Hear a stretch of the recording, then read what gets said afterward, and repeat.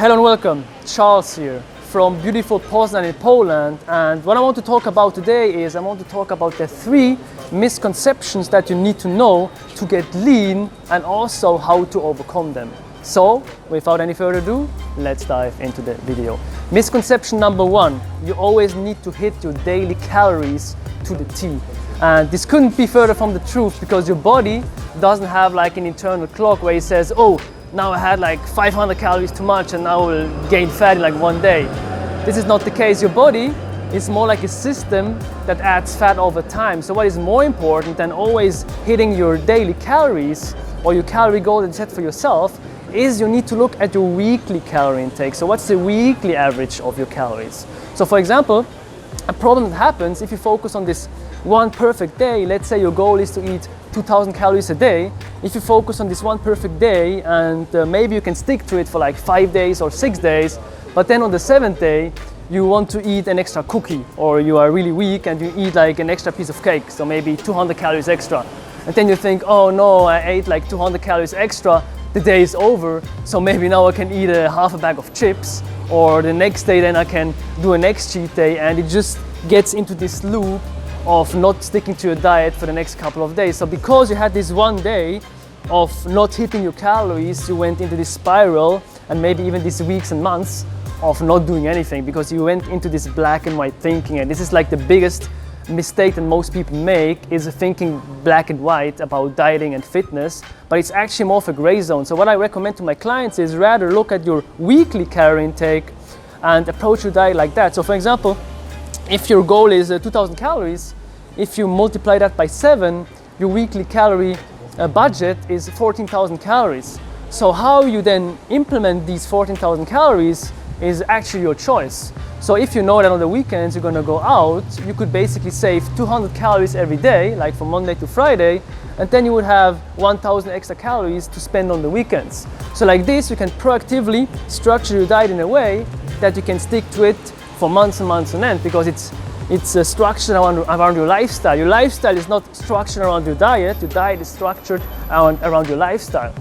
Misconception number 2, weighting yourself every day is not good, especially also for your motivation and maybe mental health. So maybe you heard that a lot, like weighting yourself is kind of weird and not good for you because you focus too much on the number, and it will create a lot of like, not a lot, but maybe some issues like psychologically or with yourself. And you should rather weigh yourself like once a week maybe, or once a month. And this also could be further from the truth, because actually if you just weigh yourself once a week, for example, you could have like one day before where you ate a little bit more food or had a little bit more salt in your diet, and then you also store more water, and then the number on the scale is totally screwed. So then maybe if you have more water in your system, you ate more salt, you gain 1 kilo, so 2 pounds overnight, and you think, oh no, I gained like 1 kilo even though I just eat 1,800 calories, and you think that you need to go even in a bigger deficit. So what you do then, you add more cardio, you add more steps, you add more training, you maybe decrease your calories even more. And what happens then is you add a lot of stress and friction to your whole diet, and as a result of stress, you will also store more water, and maybe your weight on the scale doesn't go down at all, and you will just be stressed all the time and try to change your diet, even though maybe your diet would have worked, but because you weigh yourself once a week, you have no idea where your weight is going. Because if you weigh yourself once a week, you don't have the right metrics to control your weight loss. So what I do myself and what I recommend to all of my clients is weigh yourself every day at the same time, at least 5 times a week. So then you can take the average of every week and compare it to the next week. And then you have way more metrics to play with, and you will exactly know, okay, how much weight am I losing a week, and how do I need to adjust my calories. If you just weigh yourself once a week, it's really not enough. It's like what Peter Drucker says, what is getting measured is getting managed. So if you're not measuring your weight even, how do you know if you're losing weight at all? Or how do you know if you lose too fast or too slow? How do you want to make adjustments to your diet? You can't really, because you have no metrics to play with. It's kind of funny because if you want to save money, for example, people, they get to the point that they know, okay, I need to track my expenses, I need to track the money that comes in, but when it comes to weight loss, like, they don't really track the calories and don't really track their weights, especially daily. So I really recommend you to weigh yourself daily so you have better metrics to work with. Misconception number 3, protein. And this topic is a misconception in itself because there's so many opinions out there. If you ask people that are into like a plant-based diet, they may maybe say, okay, it's actually way lower than we think, 1.2 grams per kilograms of body weight, or 0.5 grams of protein per body mass in pounds. And if you ask like hardcore bodybuilders, of course they go way higher, like 1.2 grams of protein per body mass in pounds, or body weight in pounds basically, or like 3 grams of protein per kg of your body weight. Like, you have so many different opinions, but actually if you look at all the studies out there, there's no study out there that shows that you have any substantial benefits from eating more than 0.8 grams of protein per your body mass in pounds, or 1.6 grams of protein per kilogram of your body weight.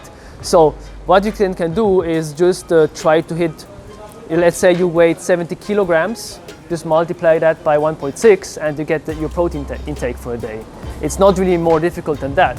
And before I set calories, you can kind of fluctuate with your calories on a daily basis and adjust them to your lifestyle. The protein it's more difficult. You should hit your protein intake every day for, on one side, maintain your muscle mass while dieting, and also to stay satiated, because protein is the most satiating of all the macronutrients. So if you just put your protein intake at 0.6 grams per kilograms of body weight, you will almost instantly lose weight automatically, because your protein intake will be so high, especially if you stick to lean protein sources, that you will not be hungry anymore. Like, I get it so many times from my friends, from my clients, if they improve their protein intake, increase their protein intake, they're not hungry at all. So if you just do this one thing at the end, you weigh yourself every day and you track your calories a little bit, you will be fine. It's just like master the basics instead of trying to find this magic supplement that will give you these magic results. It's really not the case that you need to do that.